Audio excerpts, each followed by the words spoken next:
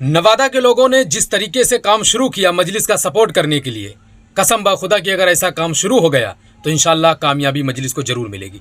जी हाँ, इन भाई ने जिनकी तस्वीर आप सब स्क्रीन पे देख रहे हैं, एक अपनी जिम्मेदारी समझकर, जैसे मैंने आप सभी से बोला था कि अपनी जिम्मेदारी अगर आप समझकर मजलिस के लिए काम करेंगे तो इंशाल्लाह मजलिस कामयाब होती हुई नजर आएगी। जी हाँ, पूरी खबर क्या है कि नवादा के अंदर ये हमारे जो भाई जिनकी तस्वीर आप देख रहे हैं, ये बाकायदा मजलिस के काम के लिए, मजलिस के लिए घर घर जा रहे हैं और जाने के बाद उनकी तकलीफें पूछ रहे हैं और पूछ के वो ये भी कह रहे हैं कि मैं मजलिस का कोई कैंडिडेट नहीं हूँ, कोई प्रत्याशी नहीं हूँ, पर मजलिस का एक मैं सपोर्टर हूँ, एक फैंस हूँ, एक मोहब्बत है कि मजलिस को पूरे हिंदुस्तान में फैलाने की।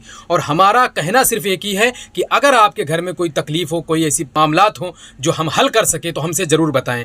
और जिस तरीके से आप सब वोट करते हैं आप वैसे ही वोट करें, बस आपको पार्टी चेंज कर लें। और इसलिए चेंज कर लें कि अभी तक आपने जो कुछ भी जैसे भी किया आपने क्या पाया। तो उन लोगों ने कहा कि भाई हमें कुछ नहीं मिला, हम वोट देने जाते हैं और देकर चले आते हैं। हमारे घर नेता तब आते हैं जब हमें वोट देने की ज़रूरत पड़ती है, उनको वोट लेने की ज़रूरत पड़ती है, उससे पहले हमारे घर कोई भी नेता नहीं आता। जब ऐसी बातें बोलते हैं तो ये भाई नवेदा में जो रह रहे हैं, जो काम कर रहे हैं, वो कहते हैं कि अगर ऐसा ही हो रहा है तो आपके पास एक विकल्प है और वो विकल्प क्या है? मजलिस इत्तेहादुल मुस्लिमीन। इसको आप सपोर्ट करें। और जिस तरीके से हम कोशिश कर रहे हैं कि घर घर जाकर लोगों को सपोर्ट कर रहे हैं और लोगों को बता रहे हैं कि मजलिस के लिए काम करें, अगर आपको हमारी बातें समझ में आती है तो आप अपने घर से निकलें, बच्चे बूढ़े जो भी हों, और मजलिस के लिए काम करें। और मजलिस का जो पैगाम है अमन सुकून का, हिंदू मुस्लिम भाईचारे का, ये सारा पैगाम पूरे हिंदुस्तान के अंदर या आप जहाँ पर हैं वहाँ इलाके इलाके में घर घर जाकर ये काम करें। मेरे भाइयों, मैंने कुछ समय पहले आप सभी से बोला था